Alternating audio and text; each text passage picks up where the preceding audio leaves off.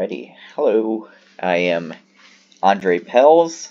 This will be my final presentation here, and I'm talking about gender roles and beauty as reflected by Greek art. Alright, so gender roles and beauty standards for both sexes are something humans have struggled against for hundreds of years, with large amounts of progress only coming embarrassingly late in human history. For much of the ancient world, how men and women should look and act was essentially written in stone. Women should look feminine and men masculine. Women should clean and cook, while men work and provide. In most ancient societies, there's always been a way each gender should look and act, and this is incredibly apparent in ancient Greece, and can even be seen in their statues. The two main examples I will look at in this presentation are the Venus de Milo and the Doryphoros for women and men respectively. I'll also take a look at the history of what life was like for people back then, and talk about how the statues both reflected this and changed in part how we look at beauty and gender today. We'll be a bit of bouncing back and forth between these two pieces, so please bear with me. So to start, I think it's important to know what the role of men and women in ancient Greece looked like, as it's these customs that helped shape what these statues look like and represent. For women, life was extremely strict. They were essentially objects that were traded ownership first from the father of the lady in question to then the husband. Every marriage was an arranged one back then. In a terrible twist of fate, the more well-off family was, or the more well-off the family was that raised these women, the stricter the hold on them was. Paul Carflich writes, "If you were a woman in Athens, the richer you were, broadly speaking, the more confined you were." They would spend basically their entire lives in their household. Their one important duty was to birth and raise their husbands' children. They never really got to experience freedom at all. Politics and even education were off the table unless you were from an extremely wealthy family. When we think of famous Greek philosophers, architects, and mathematicians, there are basically no females because these were just not things they were allowed to do. They are here to give birth, and are the sole property of their husbands, not unlike their houses. One extremely sad quote that sums this up is said by, I'm sorry if I mispronounced this, Thucydides, I think. He was a Greek historian living in the 5th century, and he said, "The greatest glory is to be least talked about among men, whenever in praise or blame." What a terrifying idea, that the best life a woman could live is one where nobody even really knows your name. Another big thing women had to deal with is the iron grip of Greek beauty standards. In one way, one of the only responsibilities a woman would have is to be beautiful, to try and maintain an appearance. It's as true back then as it is today that the more beautiful women have a higher chance to be married. A lot of the features women would try to achieve are not unlike her own: fair complexion with light, clear skin, and cosmetic oddities like chalk and lead were sometimes even used to give an illusion of this. A healthy fullness of body was also seen as a positive. You would not want to be fat, but if it's shown on your figure that you were not actively starving and are well off enough that you can eat as much as you like, men might be more interested. The artwork of a goddess of beauty itself, Aphrodite, is what many of these women strive to embody: perfect symmetry and a blend of fitness but roundness. In Arcadia's article about Greek beauty, they write, quote, "Women's beauty was often associated with modesty and qualities emphasizing their fertility. This ties into their one big duty and how items like large breasts and light skin, which show the ability to properly raise children and having enough wealth to stay inside, make a woman more attractive. Finally, a woman was expected to tend to the house. They did all the cooking, and when it was time to eat, she and the children would eat separately from a man. She would clean and tend to the children while the men of the house went out and socialized, drank, and partied, or attended any of the various events that would be happening then. Men had very different lives compared to women. While it's true they had far more freedom in what they chose to do with their lives, they were still very strict rules placed upon them. For example, politics. Considering Greece, and more specifically Athens, was one of the first documented uses of democracy, every single adult male over a certain age had to by law take part in the various topics they would vote on, usually by using small pebbles and placing them into a cup that correlates to their choice. What they would vote on could be anything from the election of government officials, to alliances with other nations, to even thoughts on going to war with different factions. Another big responsibility for men is to work. They are the breadwinners here. The jobs men could be are nearly as varied as they are now. Many of the people living back then were merchants or farmers. Usually only the very rich could afford to be educated and get a more grandiose position like working in the government. In Ancient Greeks, by Paeda's article, they stated, quote, one had to be born in Athens to be part of a class, and rights for the class could only be inherited genetically. But no matter what job they went with, they needed some way to provide their family with the money needed for food. Finally, probably the most important role of men was essentially to be soldiers. Greece was at war a lot back then, and in the country's eyes, they wanted every single man, no matter the occupation, to be a possible soldier, and they were trained to do so from a young age. Exercise was key, and failure to do so was like breaking the law, at least in their eyes.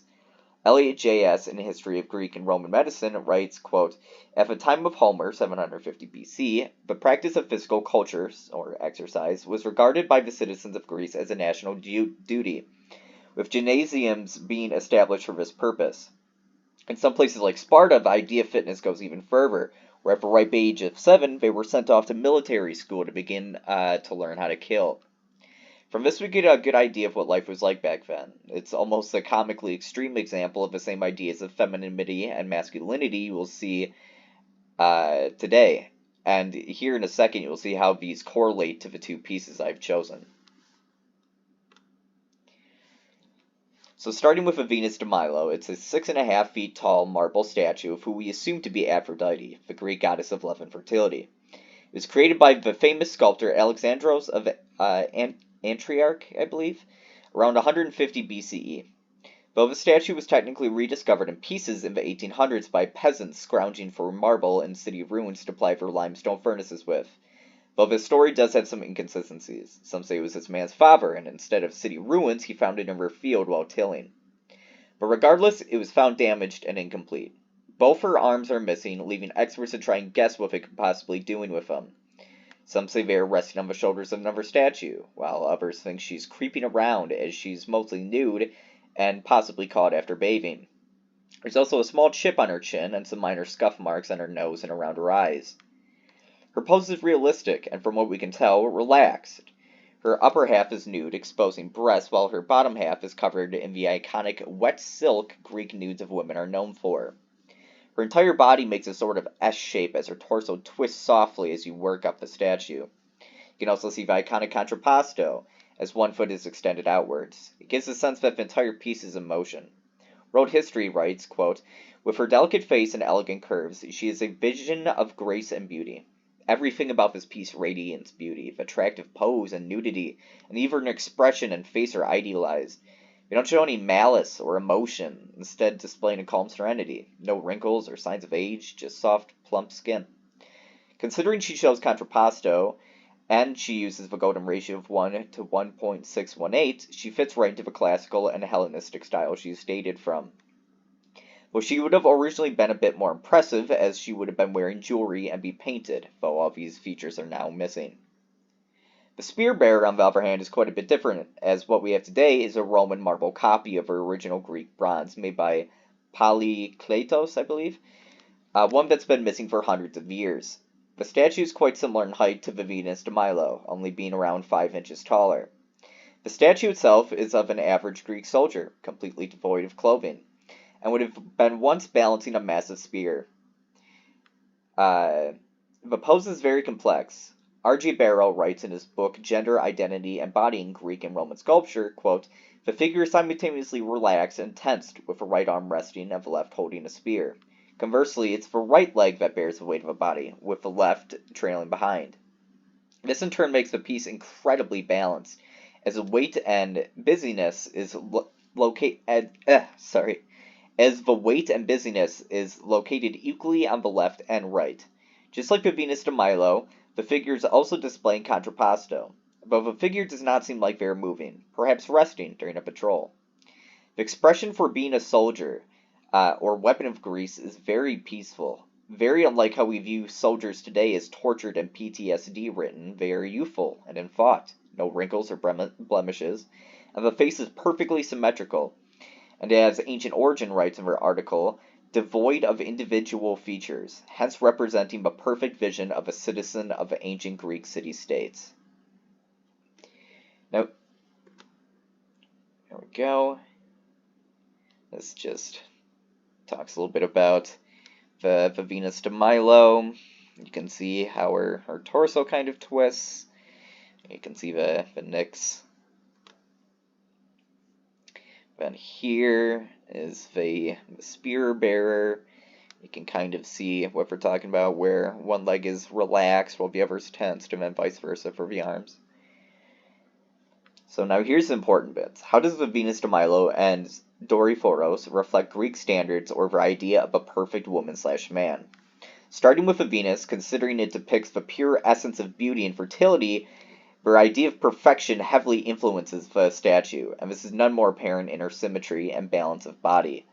Written in Kuki Faire's article, they write, quote, "The statue represents an idealized female body, a beautiful face with delicate features, large eyes and a small nose, full lips, gently flowing hair, and a perfectly proportioned physique," which reflects this wonderfully. Her face is perfectly symmetrical, something not humanly possible. There are no signs of age, scars, dimples, or moles. It gives the impression of a person who's never known grief or strife in their entire life. She's incredibly feminine. Nothing about her is threatening. She's mostly unclothed and relaxed, like she was just caught exiting the bath. In a male-driven society, a female goddess, especially one that represents fertility, displaying masculine traits, would be threatening. The Greek philosopher Aristotle and many others believed that women were just men who were born prematurely, that they were evil by nature. If this statue represents the perfect woman or wife, her only traits that are important are her looks and her faithfulness. Her look is not filled with lust or sin, but pure peacefulness. Spear bearer, or Doryphoros, is very similar in that it reflects the perfect man. Though extremely fit, a warrior, but obviously not a troubled one, its creator Polykleitos wanted to create the perfect man through mathematical formulas and ratios, what was known as the canon, which was like his collection of ideas that he applied to his statues, all based on mathematical principles, which used symmetry in order to balance his statues. As seen, you have tensed and relaxed muscles, often on opposite sides, along with a face that is identical on either sides. In the book Art of a Greek World by Vermeuil Cornelius, he writes, quote, the diadomonos, or fillet binder, was the measure of Polykleitos, as his concept of the athletic male figure led to something no less in its solidity, but more graceful and attenuated in its detail. It conceptualizes the very idea of beauty. And the fact of the matter is that this is not a god like the Venus de Milo, just a man, a soldier, and yet the perfect form, posture, and technique used still makes him look divine. They are the embodiment of masculinity with her idealized form and spear, ready to fight for Greece. As Art in Context writes, quote, "During the High Classical era, the Doryphoros sculpture was invented. During this period, there was a focus on the ideal male, who was shown in majestic nudity. The physique would be that of a youthful sportsman, with sculpted muscles and a realistic pose. The expression on his face is emotionless."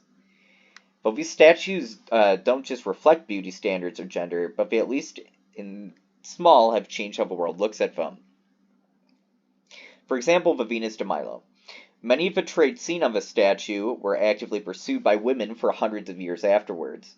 One big example of this is a beauty contest held in 1916, where two art colleges, that being Wellesley and Swarmoff, they held a contest to see which campus had more female students that looked like the Venus de Milo. As Slate writes in her article, quote, "At the time, American women were still getting used to breathing easily, having wrestled free from the tightly laced corsets and bulky bustles of the Victorian silhouette. But in the absence of these strictures, they faced a new kind of aesthetically minded pressure, the need to make their measurement correspond to those of a Greco-Roman goddess." The men who started this contest spent years searching for this woman to try and find the most realistic Venus de Milo. And they apparently measured up to 10,000 students, trying to find one with the right proportions, balance, and skin. But in his own words, quote, among the many thousand who have been measured at the gymnasium, not one has fulfilled every requirement. Can you even imagine how terrible this is? Women, while certainly not as strict, not in as strict an environment of ancient Greece in the 1900s, still shared many of the stigmas, usually taking care of the children, to clean and to cook. Being told their beauty is one of a few traits that is respectable and good about them. And now having even that torn away because you don't look like the imagined embodiment of beauty itself. And the statue's effect was not just localized to a few colleges. As the Greek reporter puts it, quote, the Venus de Milo inspired women of the 19th century and the early 20th centuries to aspire to an unrealistic ideal of beauty. The idea of an extremely small waist and lots of curves was started around this time of the statue's rediscovery. And many women tried to replicate this with items like corsets to try and achieve that hourglass shape. As you can see here, it's roughly hourglass shaped. Later on in that same article, they talk about how the Venus de Milo facial features, quote, mirrored 19th century beauty standards, such as her nose shape, symmetry, and eyes. In an official article on Google's Art and Culture website, they say that, quote, a woman's figure and appearance has been assessed, altered, and contorted for idealized beauty throughout time, starting in ancient Greece. The idealized form of beauty has shifted from the medieval depictions of naked women to the fuller figures of Rubens and then back to a slimmer shape as time progressed. End quote. This shows how beauty has returned to the thin, robust form as seen in the Venus de Milo. Jumping back to the spear bear here, is it even possible to achieve the form seen in it? Considering how the Greeks believed the male beauty to be the true and most perfect form, was it ever even possible to achieve this level of perfection? Technically speaking, yes. Greek athletes, like those who participate in the Olympics, are notorious in the regimen, running multiple miles every single day. Body weight exercises involving lifting large stones or sometimes even entire animals, and eating super strict diets of things like bread, cheese, and sometimes fruits like figs. They even limited their alcohol consumption and barely drank any wine, usually opting for warm water. One of the most famous Greek stories was of the athlete Milo of Croton, famous for wrestling in the Olympic Games, who, according to legend, trained by carrying a baby ox on his shoulders while he exercised, continuing well into its adulthood, gaining strength as the ox grew in size. Whenever this is an actually completely true story is debated until this day, but regardless, achieving this muscle form is indeed possible. But keep in mind, this is not for everyday people. You need to dedicate your entire life to obtaining and maintaining this form.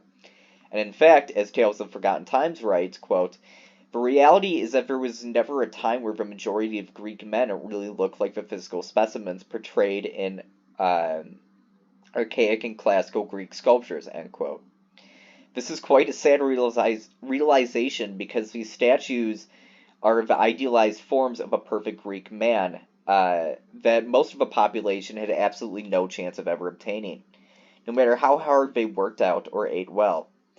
In the Doryphoros, we see not a hero or a god, but a nameless soldier, lacking any individuality or emotion, but having an unbelievably fit physique and balanced proportions, perfect in both body and mind, reflecting how the Greeks thought it was a waste to train only one's body and not mind as well.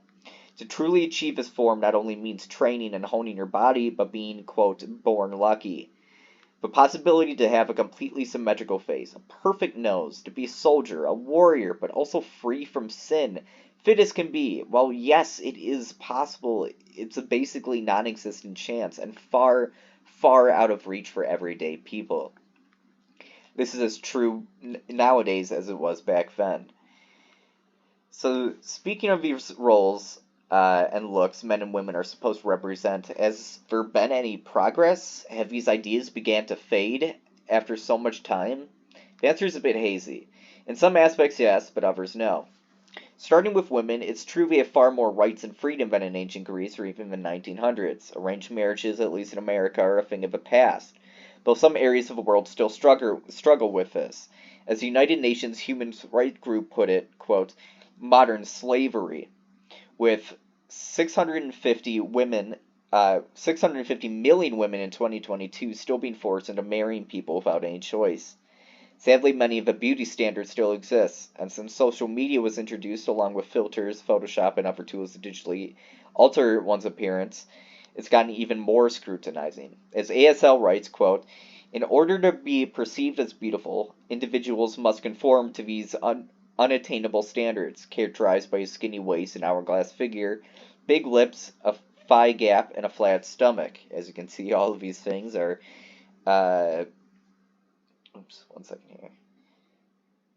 Notice how all these features modern women are trying to achieve are all present in the statue Venus de Milo, despite being hundreds of years into the future.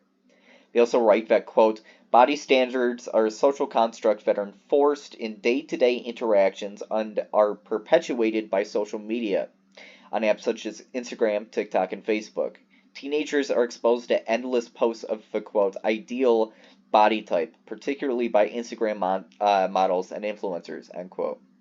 This is a very similar problem as posed earlier, from the pieces of art back then to the photoshopped models with thousands of dollars put into their appearance. Normal people are being flaunted by their sense of need to be absolutely perfect, despite it never even really being possible to begin with. Another interesting thing is these standards have kind of changed. There's this image I would like to draw your attention to down here, where this reporter applied more modern beauty standards as seen as, in like models seen on Instagram and such, and apply that to the Venus de Milo. So larger breasts, a little less muscular.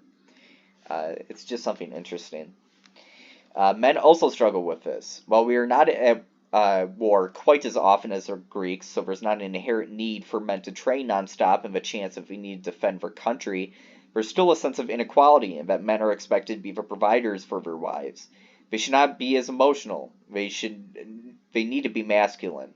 As SBTreatment.com put it, quote, from an early age, men are conditioned to believe that expressing their feelings is out of character with a male identity. Doing so can ruin their image of being strong and stoic, end quote. The sense of bottling everything up, not showing emotion, is quite similar to what Greek Stoicism is seen on many of their pieces, including the Spear Bearer. And there's still a staggering amount of people who say that men should work while women stay at home. In a survey conducted in 2019, around 1/4 of Americans say that this relationship is correct, though this number has thankfully dropped quite a lot from a previous survey done in 1977, where that rate was closer to 70%. Thankfully, men are far more educated nowadays than in ancient Greece, where only the extremely wealthy were literate, smaller than 33% according to arinow.org. In today's world, most countries have more than 90% literacy rates. All in all, things are muddled. The quality of life has surely improved in today's world, but many of the problems present in Greece are still issues today. We can only hope that these roles continue to fade. All this begs the question, though. Why do statues look as idealized as they do if they were not ever really feasibly achievable or based on real, actual people? For a couple of reasons. To the Greeks, they thought the body was a thing of beauty, of perfection, and they saw it as a waste to train only the mind and not the body, or vice versa. So all their art is idealized to try and achieve this peak perfection they believe the body is capable of. And in a society that values fitness as highly as the one who created the Olympic Games themselves, they want to show off how well they knew the human anatomy. Another big reason is how highly the Greeks thought of themselves and their gods. You need to look no further than the pantheon sculptures of how their gods and people triumph over all others around them. As Stephanie Porphyus writes plainly in her article on the Medium, quote, the ancient Greeks had superiority complexes, end quote. So when depicting themselves and their gods, they wanted them to be impressive, to show the perfect form the Greeks thought they represented. After all, a weak and scrawny-looking god is not very impressive.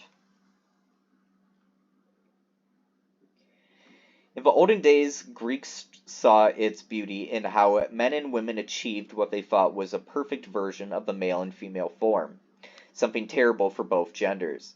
Being treated as objects, beautiful but useless, or trying to attain a level of masculinity eternally out of reach.